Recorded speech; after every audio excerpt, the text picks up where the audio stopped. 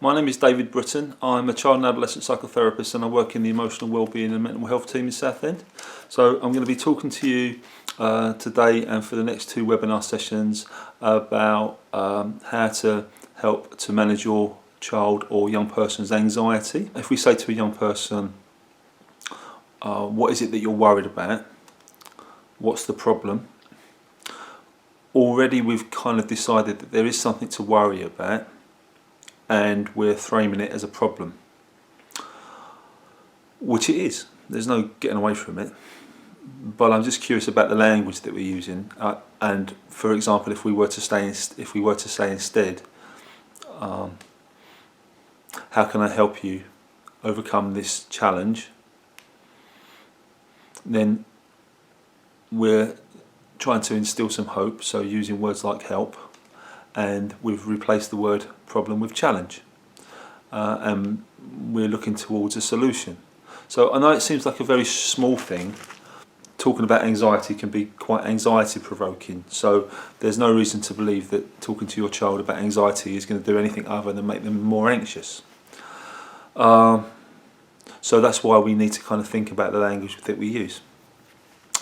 Obviously we're going to need to kind of reduce their anxiety. The whole point and purpose of the exercise is to reduce their anxiety. But we're not going to eradicate it.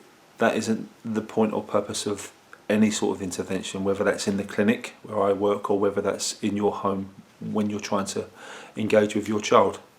Why are we not trying to eradicate it? Well, the reason why we're not trying to eradicate it is because we all need anxiety in our life. We've evolved as human beings to experience anxiety. Anxiety lets us know that there may be some danger in the environment. So it helps to protect us. If we're aware of the danger, we can do something about it. So we do need some anxiety in our life. But clearly, if it's overwhelming, if it stops us in our tracks, if it's debilitating, then obviously that's too much anxiety. We need to reduce that. So what we're trying to do is we're trying to reduce anxiety, not cure it. You probably wasn't expecting an English literature lesson today, but you're going to get one. Well, you're going to get a bit of one. So I want to talk just briefly about William Shakespeare. And William Shakespeare, there he is. William Shakespeare wrote a play called Hamlet, and in Act 3, Scene 3, there's a line, and where Hamlet says, "Nothing is either good or bad, but thinking makes it so. Nothing is either good or bad, but thinking makes it so." What do we think that Shakespeare meant by that, and why do I think that's important? Well, I guess it's because in any given situation, we have a choice about how we respond to it, and we also have a choice about how we think about it. And what we're going to find over these three webinars is that thinking is quite important. We need to kind of like change our thinking about the situation that makes us anxious. But nothing is either good or bad, but thinking makes it so. So we do have a choice. We have a choice in how we think about something. I think, obviously, when Shakespeare wrote those lines, I don't think he was necessarily referring to tigers. I think a tiger is a bad thing if it's chasing after you. Obviously, if you're looking at it in a cage and you're on opposite sides of the cage, then it's not such a bad thing. But I don't think Shakespeare was talking about tigers. I think he was talking about everyday problems that we have to deal with. Everyday problems that you have to deal with. So nothing is either good or bad, but thinking makes it so. So I'm going to use as an example from the get-go Brussels sprouts. Now, I don't know about you, but I don't like Brussels sprouts. But I know people that do like Brussels sprouts. And I'm guessing that the people that like Brussels sprouts have had a lifetime of getting to like Brussels sprouts. They probably come from families where Brussels sprouts were highly regarded, were thought of as something worth eating. So they've had experience of Brussels sprouts, and that informs their thinking. and that informs their experience of eating Brussels sprouts. They've done it over and over again. In therapy we call it habituate. You get used to something, and so that it no longer becomes a problem. Whereas me and some other people don't like Brussels sprouts, and it's interesting because I've never tasted a Brussels sprout. What puts me off is the smell.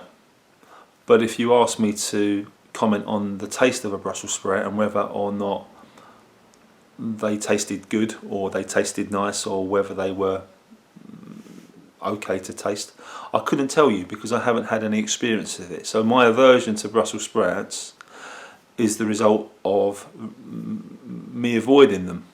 It isn't as a result of me having had anything to do with them, any experience of eating them and then deciding. It's just my fault, my thinking. Nothing is either good or bad, but thinking makes it so. I've decided that Brussels sprouts are a bad thing. But what if I wanted to kind of eat Brussels sprouts? What if I decided that actually it wasn't good enough, that I had an aversion to them, that I needed to do something about it?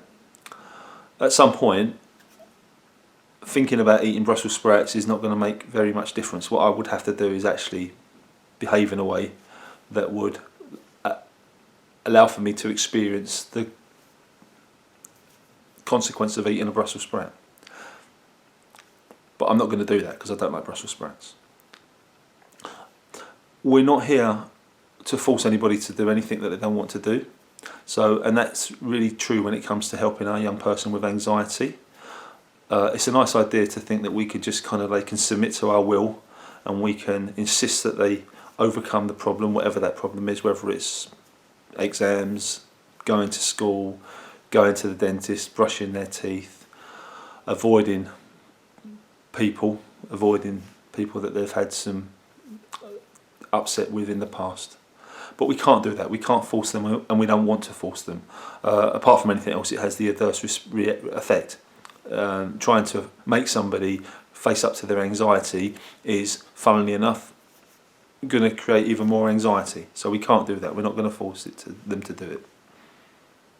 We're also not going to suggest to them that they stop worrying, because what we're going to find is that actually the worrying thoughts are really useful. Now, at the moment they're working against us, or they're working against your child or young person, but actually we need to know about the worrying thought, the content of the worrying thought, because we need to start to challenge it or dispute the basis of it. And that will take time. We have got time. There's nothing but time. But we need to start somewhere. So we start by helping them to calm down. This is really important. When you're anxious, your body does something. Your body does lots of things, but one thing it does is that when you're anxious, it kind of produces adrenaline. And adrenaline is helpful in making the muscles stronger, because what happens is you go into fight or flight mode. So your muscles become stronger. The muscles in your leg get stronger because the flight is running away, and the muscles in your arm get stronger because the fight part is about attacking or defending yourself against the enemy. Now we know that the enemy is not a real enemy. It kind of is a real enemy, but I think you know what I mean when I say it's not a real enemy. You can't always see it. We've evolved to have these body effects because this is how the human body deals with danger, with anxiety. When your young person thinks that there's a danger to them, their body goes into fight or flight mode. Adrenaline gets produced, also something called cortisol. And cortisol is a chemical in the body that helps to manage pain. So these things are happening. Other things are happening as well. We know about this. We know that the pupils dilate, that we get sweaty. It's difficult to think. Sometimes it's difficult to speak. The reason why it's difficult to think is that sometimes what happens is we hyperventilate. We take in too much oxygen. Too much oxygen in the body is a bad thing. Just enough is a good thing. Unfortunately, when we get anxious, we take in too much. And that doesn't support us in thinking. So we need to manage that. So this is what today's webinar is about. It's about managing the physical consequences of anxiety. and acknowledging them, acknowledging that they exist. Because if we don't acknowledge that they exist, then what we're doing is we're in denial about the physical consequences of anxiety, and we can't be in denial about it. We have to help the young person manage it. The body goes into fight or flight mode. It thinks that there's something that it thinks that there's a threat. There's something that it needs to defend itself against, and it will do whatever it can in its power to defend itself against the threat. We know that it's not a tiger that it's defending itself against, but the body doesn't know that. The body doesn't care. So we need to reduce the oxygen that goes into the body. How we do that? We do that through breathing. Funnily enough, most people think that you can breathe in through your mouth or in through your nose. Actually, the best way to breathe in is through your nose. The reason for that is that the nostrils are smaller than the mouth, and there's an evolutionary reason for that. You can only take so much oxygen in through the nose. You take as much as the body needs.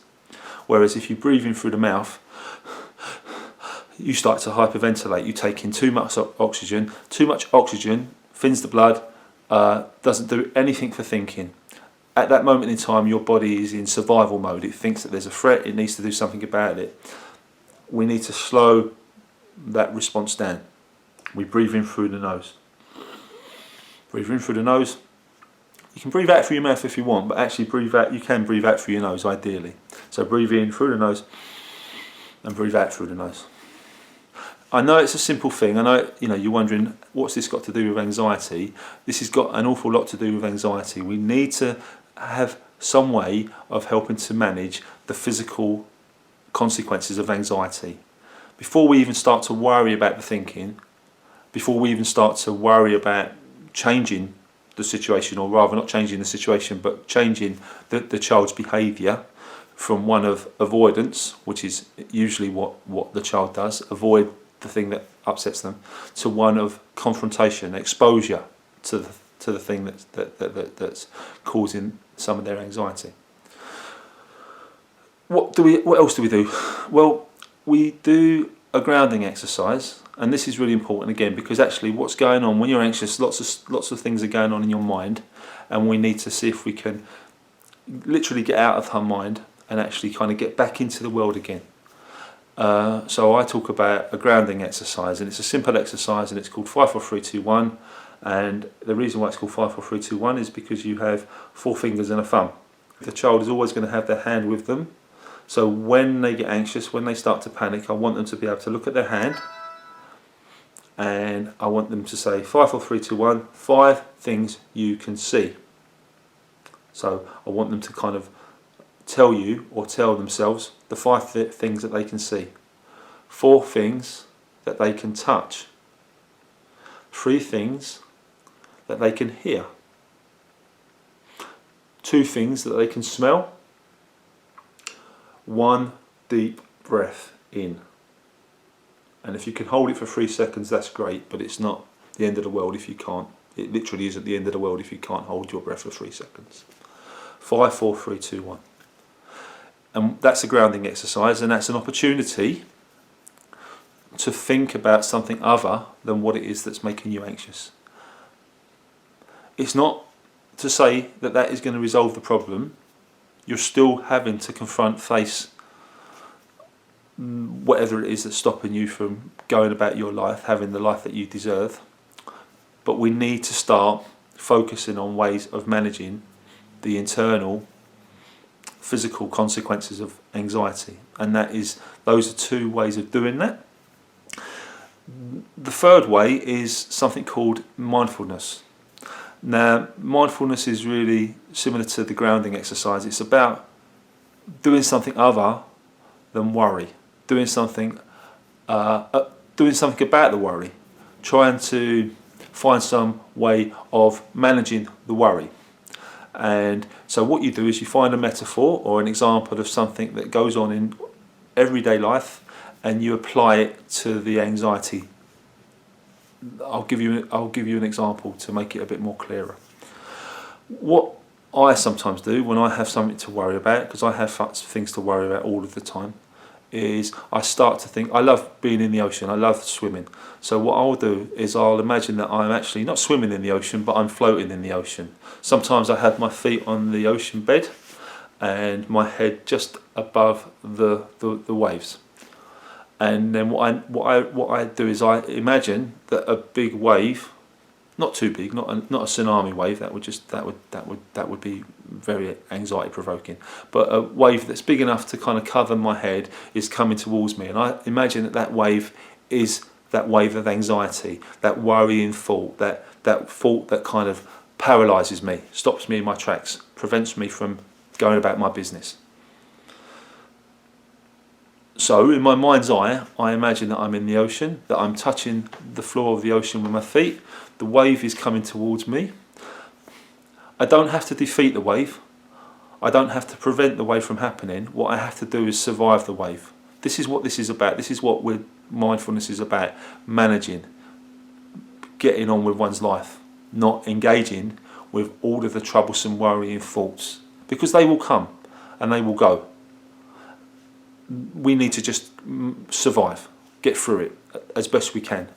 So the wave comes towards me in the water, and I know that actually if I stand there and defend myself, if I try to kind of break the wave, chances are it's going to push me backwards, it's going to push me off my feet. So I float and I put my hands above the water, and when the wave comes, I'm ready to go with the wave.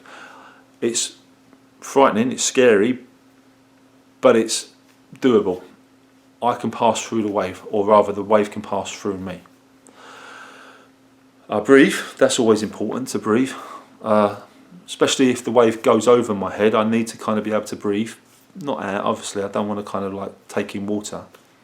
But I think you get the gist of what I'm getting at, that actually something that's useful, some sort of way of thinking about something else. That relates to the child, that the child is kind of familiar with. If a child can't swim, then obviously we don't want to have them thinking about being in the ocean, because that will create anxiety for them. That'll be something for them to worry about, on top of what it was they were already worried about. Okay, so mindfulness exercises are really important. There are lots out there. What I would suggest you do between now and the next webinar is go looking for one.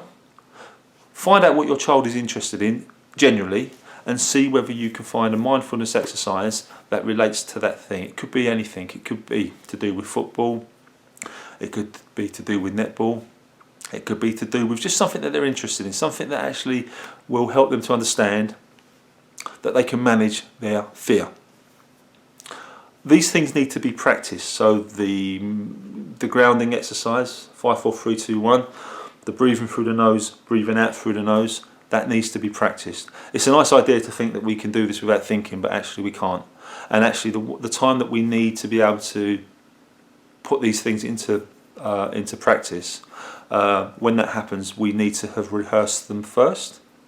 So what I'm suggesting to you is between now and when we next meet, practice these things. Find a mindfulness exercise, do the grounding exercise, practice the breathing. Practice the breathing with your child. Also practice the mindfulness on yourself. Think about a problem that you're having to deal with. Does just thinking about this problem make the problem go away? Are you able to solve a problem just by thinking about it for a long, long time? And if you are, great, then you're good at that, and you know, well done. But if you're not good at it, what you'll find is actually sometimes thinking too much doesn't resolve the problem. It just makes it worse. It exacerbates it. Okay? So that's what we're trying to do. We're trying to kind of like bring some change to the body. Bring about some change to the body. And if we can do that, then once we've done that, once we can actually kind of reduce the physical consequences of anxiety, we can start to think about the thoughts that maintain the anxiety, which is what we're going to do in the next webinar session. Because like William Shakespeare said, nothing is either good or bad, but thinking makes it so. Nothing is either good or bad, but thinking makes it so. So we are going to come back to the thoughts in the second webinar. But for now, we need to kind of focus on the body. And we need to see whether there's anything we can do to reduce the level of anxiety, physical anxiety, that your child experiences.